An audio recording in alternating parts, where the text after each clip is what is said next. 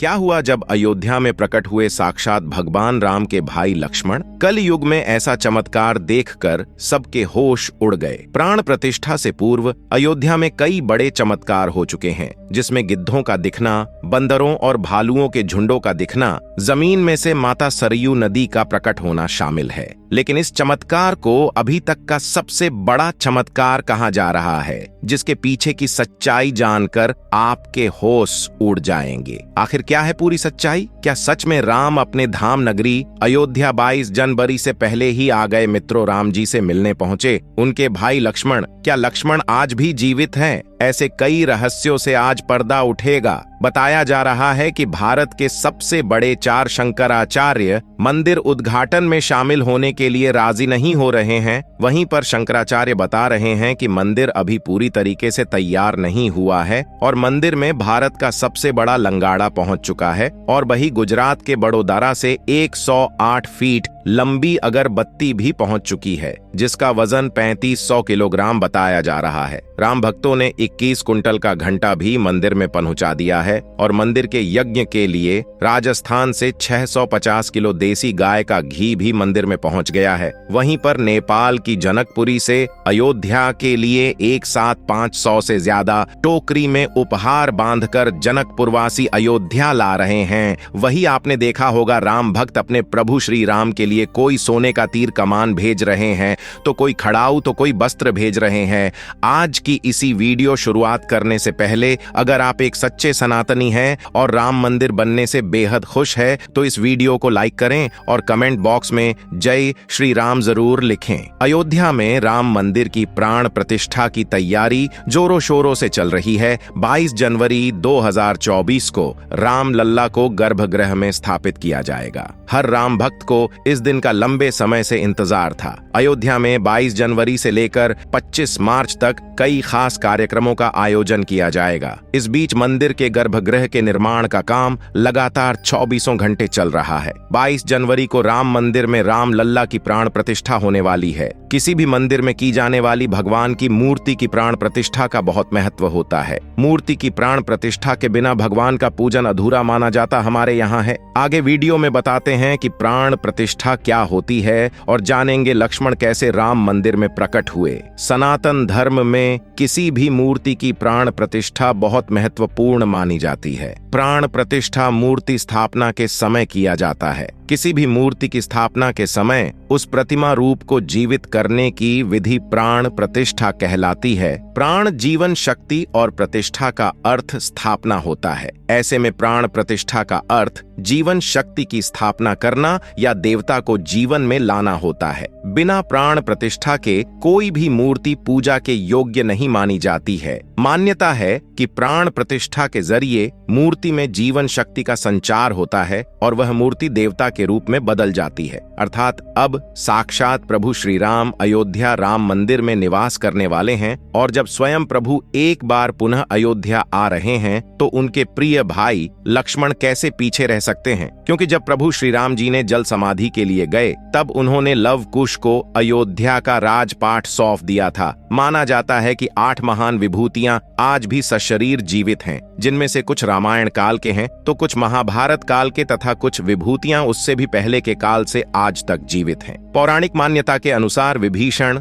अश्वत्थामा, बलि, वेदव्यास, हनुमान जी, कृपाचार्य, भगवान परशुराम और मार्कंडेय आशी चिरंजीवियों में शामिल हैं। चिरंजीवी का अर्थ होता है जो सृष्टि के अंत तक जीवित रहे और जिसकी उम्र भी न बढ़े, और विभीषण भी इन्हीं चिरंजीवियों में से एक है जो आज भी इस धरती पर मौजूद है और अनंत काल तक जीवित रहेंगे। लेकिन यह वरदान आखिर उन्हें किसने दिया, ये बड़ा जानने का विषय है। भगवान राम के अनन्य भक्त विभीषण बाल्यकाल से ही धर्मपरायण रहे। वह अपने बड़े भाई रावण के धर्म विरुद्ध कार्यों का विरोध भी करते थे। उन्होंने लंका युद्ध में भी धर्म का पालन करते हुए भगवान राम का साथ दिया। इसलिए प्रभु श्री राम ने उन्हें सृष्टि के अंत तक अजर अमर रहने का वरदान दिया। जब कलियुग का अंत होगा उस समय भगवान विष्णु एक बार फिर से अवतार लेंगे जिसका नाम कल्कि होगा। तब ये 8 चिरंजीवी भगवान कल्कि का साथ देंगे और फिर से सतयुग की स्थापना करेंगे। इसका मतलब यही निकलता है कि विभीषण आज भी जीवित है। लेकिन आखिर प्राण प्रतिष्ठा से पहले उन्हें राम मंदिर में उन्हें कब और कैसे देखा गया? आगे वीडियो में जो घटना हम आपको बताने वाले उसे सुनकर आपके होश उड़ जाएंगे। ये घटना 11 जनवरी रात्रि 12 बजे की रोजाना की तरह सभी मजदूर राम मंदिर के गर्भगृह का कार्य करके अपने तंबू में विश्राम कर रहे थे। तभी मजदूरों को मंदिर के अंदर से प्रभु श्री राम के नाम जाप की ध्वनि सुनाई दी। अभी किसी भी अन्य व्यक्ति को रात्रि के समय राम मंदिर में घुसने की अभी अनुमति नहीं है। तब उन्हें ऐसा लगा कि शायद किसी आसपास के मंदिर द्वारा उन्हें ध्वनि सुनाई दे रही होगी, तो सभी मजदूर रात्रि में वापस सो गए। लेकिन सुभाष नाम के एक मजदूर को लगातार यह बात खटक रही थी। उसे वह आवाज राम मंदिर से ही आती प्रतीत हो रही थी, तो उसके मन में जानने की उत्सुकता हुई। आखिर इतनी रात्रि को राम मंदिर के अंदर राम नाम का जाप कौन कर रहा है? उसने अपने साथियों को उठाना चाहा, लेकिन सभी गहरी नींद में थे। तब सुभाष अकेले ही राम मंदिर परिसर में पहुंचा। वे काफी महीनों से राम मंदिर के निर्माण कार्य का हिस्सा था। उसे राम मंदिर का एक एक दरवाजा, एक एक कोना अच्छी तरह से पता था। जब उसने राम मंदिर के गर्भगृह में झांक कर देखा तो वहां पर एक बहुत ही दिव्य पुरुष जिनके अंदर से काफी तेज प्रकट हो रहा था। वे अपने हाथों में माला लिए राम नाम का जाप कर रहे थे। ऐसा लग रहा था मानो वे काफी दिव्य पुरुष हों और किसी पौराणिक समय से आए हों। उनके बैठने का तरीका और उनका अंदाज राजाओं की तरह मालूम पड़ रहा था। सुभाष यह नजारा देखकर दंग रह गया। इसके बाद सुरेश अपने साथी मजदूरों के पास गया और उन्हें यह सारी सच्चाई बताई। और जब सब मिलकर राम मंदिर गर्भगृह तक पहुंचे तो सभी के होश उड़ गए, क्योंकि वह दिव्य व्यक्ति वहां से गायब हो चुके थे। क्योंकि रात्रि का समय चल रहा था तो सभी लोग सुभाष की बातों को भ्रम समझ रहे थे और कोई भी उसकी बात को मानने को तैयार नहीं था। लेकिन सुभाष जानता था उसने जो देखा है वह बहुत बड़ा चमत्कार है। लेकिन उसके मन में एक ही सवाल था कि रात्रि 12 बजे राम मंदिर में राम नाम का जाप करते हैं वह दिव्य पुरुष आखिर थे कौन? क्योंकि आज के समय में किसी भी पुरुष के अंदर इतना तेज नहीं हो सकता। उनका संबंध पौराणिक काल से ही हो सकता है। और अगर रामायण काल की बात करें तो दो ही शख्सियत हैं जिनके होने का दावा आज भी कलयुग में कहा जाता है। पहले है हनुमान जी और दूसरे हैं विभीषण। तो पूरी संभावना यही है कि सुभाष ने राम मंदिर में रात्रि के समय जिस महापुरुष को देखा था वह राजा विभीषण हो सकते हैं, क्योंकि वह आज भी धरती पर जीवित है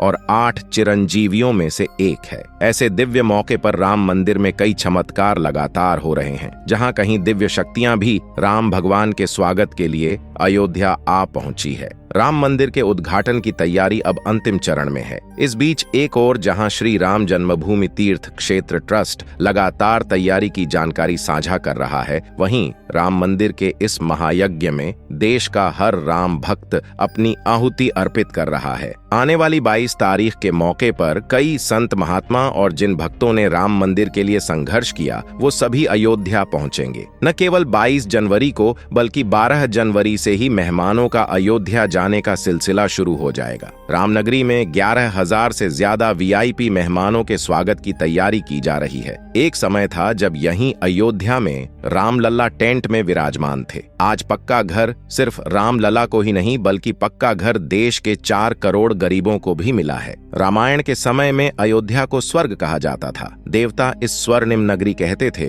क्योंकि यह नगर चारों तरफ से हर प्रकार की सुविधा से युक्त था। लेकिन जब मुगल आक्रांताओं ने भारत पर आक्रमण किया तो पूरे अयोध्या नगर को उजाड़ कर रख दिया। मंदिर के ध्वस्त होने के बाद कई सालों तक यह भूमि वीरान रही और किसी भी हिंदू सनातनी को इस क्षेत्र में आने की अनुमति तक नहीं थी। लेकिन पुनः प्रभु श्री राम जी की कृपा हुई। यहाँ श्री राम का भव्य मंदिर बनने के बाद यहाँ आने वाले लोगों की संख्या में बहुत बड़ी वृद्धि होगी। इसे ध्यान में रखते हुए सरकार ने अयोध्या में हजारों करोड़ रुपए के विकास कार्य किया है। राम मंदिर की प्राण प्रतिष्ठा से पहले प्रधानमंत्री मोदी ने अयोध्या में अलग अलग विकास कार्यों का उद्घाटन किया और महर्षि वाल्मीकि इंटरनेशनल एयरपोर्ट अयोध्या धाम भी लोगों को तोहफे में दिया। इस एयरपोर्ट को पूरी तरह से भगवान राम से जोड़ा गया है, जिसकी दीवारों पर भी आपको श्री राम से जुड़ी सजावट देखने को मिलेगी। इस एयरपोर्ट लिए आप सभी को हर हर महादेव। इस एयरपोर्ट के अंदर घुसते ही हमेशा लगता है हम फिर से रामायण काल में आ गए हों।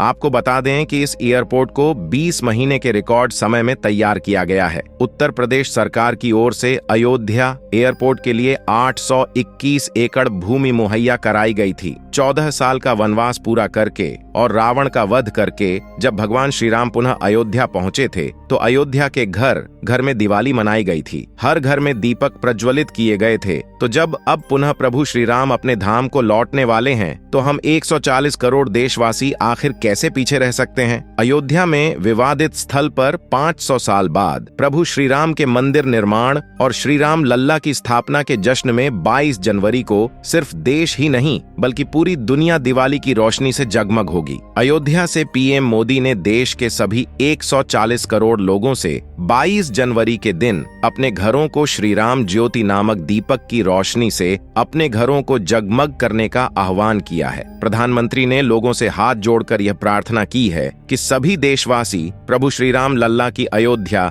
वापसी के जश्न में अपने अपने घरों को दिए से जगमग कर दें। यानी पूरे देश में इस बार 22 जनवरी को ऊर्जा, आशा, आकांक्षा और उम्मीद व जोश से भरपूर एक नई दिवाली देखने को मिलेगी। यह दिवाली सिर्फ देश ही नहीं बल्कि दुनिया के उन तमाम देशों में भी मनाई जाएगी जहां भारतीय लोग बसे हैं। इसी बीच अब राम मंदिर प्राण प्रतिष्ठा से पहले राम लल्ला के भक्तों के लिए एक और बड़ी खुशखबरी है। दरअसल अब राम लल्ला के गर्भगृह का मुख्य द्वार सोने से बनाया गया है, जो मंदिर के मुख्य द्वार के तौर पर स्थापित कर दिया गया है। राम मंदिर में सोने के दरवाजे की कुछ खासियत भी है। बता दें कि राम लल्ला के गर्भगृह में लगाए गए सोने के दरवाजे पर खूबसूरत नक्काशी की गई है। मंदिर के भूतल पर ऐसे 14 दरवाजे लगने वाले हैं। लेकिन दोस्तों, जब हम राम मंदिर को बनता हुआ देखते हैं तो हमें बड़ा गर्व होता है कि हम राम मंदिर को अपनी आंखों से बनता हुआ देख रहे हैं। हमें उस स्थान पर राम मंदिर के अंदर जाने का मौका भी मिलने वाला है।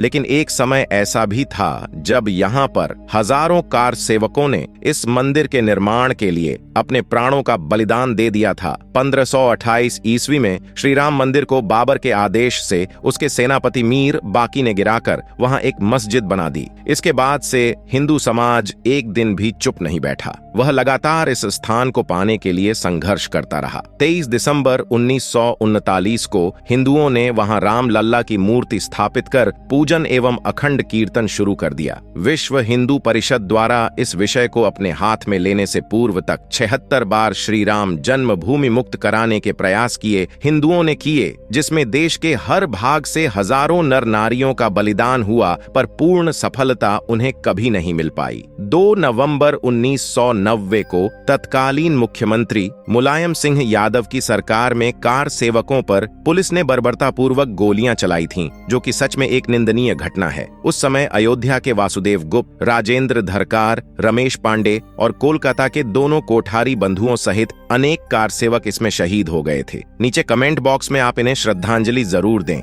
लेकिन दोस्तों, कहते हैं जो सच होता है वो स्प्रिंग की तरह होता है, उसे जितना दबाया जाए वह उतना ही तेज गति के साथ ऊपर आता है। 9 नवंबर 2019 का दिन सुनहरे अक्षरों में दर्ज किया गया जब सुप्रीम कोर्ट की 5 जजों वाली बेंच ने ऐतिहासिक फैसला सुनाया और विवादित जमीन हिंदू पक्ष को मिली। और अब 22 जनवरी 2024 को भव्य राम मंदिर के अंदर रामलाल की प्राण प्रतिष्ठा होने वाली है। इस प्राण प्रतिष्ठा के भव्य समारोह में देश विदेश की 11,000 हस्तियों का आमंत्रण दिया गया है। लेकिन दोस्तों, कुछ राजनीतिक दलों ने राम मंदिर के इस भव्य समारोह में आने का न्योता ठुकरा दिया है। इसके संदर्भ में देशवासियों का कहना है कि दुनिया में देवता और राक्षस दोनों प्रकार के लोग रहते हैं। देवता मंदिर में प्रवेश कर सकते हैं, लेकिन राक्षस मंदिर के अंदर नहीं जाते। जो राजनीतिक दल मंदिर के प्राण प्रतिष्ठा में आने से मना कर रहे हैं, इन्हें राक्षसों के साथ जोड़कर देखना गलत नहीं होगा। जल्द ही राम मंदिर आम जनता के लिए भी खोल दिया जाएगा। राम मंदिर की भव्यता लोगों के मन में राम मंदिर को लेकर के उत्साह और साथ ही साथ अयोध्या शहर का विस्तार उन सभी बलिदानों की आत्मा को शांति प्रदान करेगा और देश के प्रगति में भी जरूर सहयोग करेगा। हम दोस्तों आशा करते हैं कि आज की वीडियो के माध्यम से आप राम मंदिर को और उसके इतिहास को करीब से जान पाए होंगे। आज की वीडियो आपको पसंद आई होगी, लाइक जरूर करें और कमेंट बॉक्स में सभी कार सेवकों के बलिदान के प्रति आप श्रद्धांजलि जरूर दें। साथ ही साथ कमेंट बॉक्स में कुछ सेकुलर हिंदुओं के लिए अपनी राय जरूर रखें जिन्होंने राम मंदिर प्राण प्रतिष्ठा समारोह में आने का न्योता ठुकरा दिया है। आज की जानकारी अगर आपको पसंद आई है तो वीडियो लाइक करें और चैनल को सब्सक्राइब कर लो। हमारी तरफ से आप सभी को जय श्री राम।